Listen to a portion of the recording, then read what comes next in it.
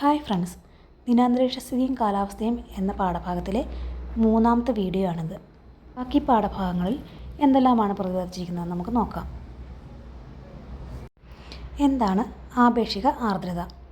ഒരു നിശ്ചിത സമയത്ത് നിശ്ചിത ഊഷ്മാവിൽ അന്തരീക്ഷവായുവിൽ അടങ്ങിയിട്ടുള്ള ജലത്തിൻ്റെ യഥാർത്ഥ അളവും ആ നിർണായക ഊഷ്മാവിൽ വായുവിന് ആകെ ഉൾക്കൊള്ളാൻ കഴിയുന്ന പരമാവധി ജലാംശവും തമ്മിലുള്ള അനുപാതത്തെയാണ് ആപേക്ഷിക ആർദ്രത എന്ന് പറയുന്നത്.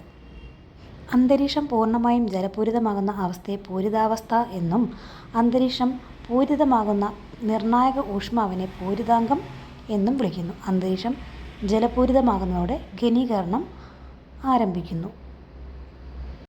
ഘനീകരണ രൂപങ്ങൾ. തുഷാരം. രാത്രികാലത്ത് ഭൗമോപരിതലം തണുക്കുന്നതിനെ തുടർന്ന് ഉപരിതലത്തോട് ചേർന്ന് സ്ഥിതി ചെയ്യുന്ന അന്തരീക്ഷ ഭാഗവും തണുക്കുന്നു. നീരാവി ഘനീഭവിച്ച് വെള്ളത്തുള്ളികളായി പുൽക്കൊടികളിലും ഇലകളിലും മറ്റും തണുത്ത പ്രതലങ്ങളിലും പറ്റിപ്പിടിക്കുന്നതാണ് തുഷാരം. ഹിമം. അന്തരീക്ഷ താപനില 0 ഡിഗ്രി സെൽഷ്യസിൽ താഴെയായി കുറയുന്ന പ്രദേശത്തിൽ, പ്രത്യേകിച്ച് രാത്രികാലങ്ങളിൽ, തുഷാരത്തിൻ്റെ സ്ഥാനത്ത് നേർത്ത ഹിമകണികൾ രൂപം കൊള്ളുന്നതാണ് ഹിമം. മൂടൽമഞ്ഞ്.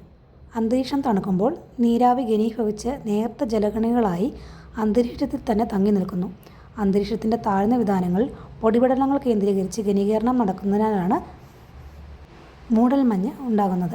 മൂടൽമഞ്ഞിനോടുള്ള ദൂരക്കാഴ്ചയെ അടിസ്ഥാനമാക്കി അവയെ നേർത്ത മൂടൽമഞ്ഞ്, കനത്ത മൂടൽമഞ്ഞ് എന്നിങ്ങനെ തിരിക്കാം. മേഘങ്ങൾ. അന്തരീക്ഷത്തിലെ നേർത്ത പൊടിപടലങ്ങളെ കേന്ദ്രീകരിച്ച് ഘനീകരണം നടക്കുന്നതിലൂടെയാണ് മേഘങ്ങൾ ഉണ്ടാകുന്നത്.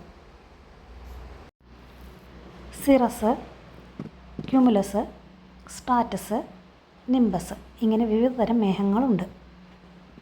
താഴ്ന്ന വിതാനങ്ങളിൽ കനത്ത പാളികളായി രൂപപ്പെടുന്ന മേഘങ്ങളെ സ്ട്രാറ്റസ് മേഘങ്ങളെന്ന് വിളിക്കുന്നു. ഉയർന്ന തോതിലുള്ള സംവഹന പ്രവാഹത്തിൻ്റെ ഫലമായി രൂപം കൊള്ളുന്ന പഞ്ഞിക്കെട്ടുകൾക്ക് സമാനമായ മേഘങ്ങളെ ക്യുമുലസ് മേഘങ്ങളെന്ന് വിളിക്കുന്നു. ഈ മേഘങ്ങൾ ലംബദിശയിൽ കൂടുതൽ വ്യാപിച്ച് കാണപ്പെടുന്നു. താഴ്ന്ന വിതാനങ്ങൾ രൂപപ്പെടുന്ന ഇരുണ്ട മഴമേഘങ്ങളെ നിംബസ് മേഘങ്ങളെന്ന് വിളിക്കുന്നു. സാന്ദ്രമായ ജലകണികൾ സൂര്യപ്രകാശത്തെ കടത്തിവിടാത്തതിനാലാണ് ഇരുണ്ട മേഘങ്ങൾ രൂപപ്പെടുന്നത്. മേഘങ്ങൾ ആകാശത്ത് പൊതുവെ സ്വതന്ത്രമായി കാണപ്പെടാറില്ല. വ്യത്യസ്ത തരം മേഘങ്ങളുടെ കൂടിച്ചേർന്ന അവസ്ഥയാണ് നമുക്ക് പലപ്പോഴും ദൃശ്യമാകുന്നത്. ഇത്തരം മേഘങ്ങളെ സിറോസ്ട്രാറ്റസ്, സ്ട്രാറ്റോക്യുമുലസ്, ക്യുമുലോനിംബസ്, നിംബോസ്ട്രാറ്റസ് തുടങ്ങിയ പേരുകളിൽ വിളിക്കപ്പെടുന്നു. തുടർച്ചയായ ഘനീകരണത്തിലൂടെ മേഘങ്ങളിൽ ജലകണികളുടെ വലിപ്പം കൂടി വരുന്നു. ഗുരുത്വാകർഷണത്തെ പ്രതിരോധിക്കാൻ കഴിയാത്തത്ര വലിപ്പമാകുമ്പോൾ ജലകണികകൾ മേഘങ്ങളിൽ നിന്നും മോചിപ്പിക്കപ്പെടുകയും വ്യത്യസ്ത രൂപങ്ങളിൽ ഭൂമിയിൽ പതിക്കുകയും ചെയ്യുന്നു. ഇതിനെ വർഷണം എന്ന് വിളിക്കുന്നു.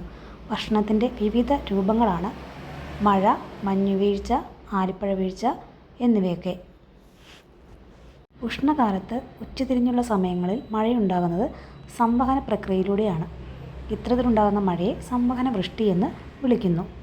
ഇത്തരത്തിലുള്ള മഴ 4 മണി മഴ എന്നും അറിയപ്പെടുന്നു. ഒരു ചക്രവാത വ്യവസ്ഥയിൽ ഉഷ്ണവായുവും ശീതവായുവും കൂടിച്ചേരുമ്പോൾ ഭാരം കുറഞ്ഞ ഉഷ്ണവായു ഉയർത്തപ്പെടുകയും തുടർന്ന് ഘനീകരണത്തിനും മഴയ്ക്കും കാരണമാവുകയും ചെയ്യുന്നു. ഇതാണ് ചക്രവാത വൃഷ്ടി. ഉഷ്ണ-ശീതവായു സഞ്ചയങ്ങൾ സംയോജിക്കുന്ന അതിരുകളെ വാതമുഖങ്ങൾ എന്നാണ് വിളിക്കുന്നത്. അതിനാൽ ഇത്തരം മഴയെ വാതമുഖ മഴ എന്നും വിളിക്കുന്നു. ചില പ്രത്യേക പ്രദേശങ്ങളിൽ വളരെ ചുരുങ്ങിയ സമയം കൊണ്ട് വൻതോതിൽ മഴയുണ്ടാകുന്ന പ്രതിഭാസത്തെയാണ് അതിതീവ്ര മഴ എന്ന് വിശേഷിപ്പിക്കുന്നത്. ഇത് മിന്നൽ പ്രളയങ്ങൾക്കും ഉരുൾപൊട്ടലിനും കാരണമാകുന്നു. മണിക്കൂറിൽ 10 സെൻറ്റിമീറ്ററിൽ കൂടുതൽ മഴ ലഭിച്ചാലാണ് മേഘവിസ്ഫോടനമായി കണക്കാക്കുന്നത്.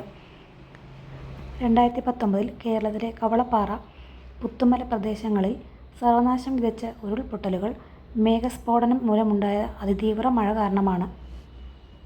2024 മുണ്ടക്കൈ ചൂരൽമല ഉരുൾപൊട്ടലുകളും മേഘസ്ഫോടനം കാരണമെന്നാണ് കണക്കാക്കപ്പെടുന്നത്. ഇത്രയും കാര്യങ്ങളാണ് ഈ ചാപ്റ്ററിൽ പ്രതിപാദിച്ചിരിക്കുന്നത്. നിങ്ങൾക്ക് ഈ വീഡിയോ ഉപകാരപ്രദമായെങ്കിൽ ഷെയർ ചെയ്യുകയും സബ്സ്ക്രൈബ് ചെയ്യുകയും ചെയ്യണേ. Thank you.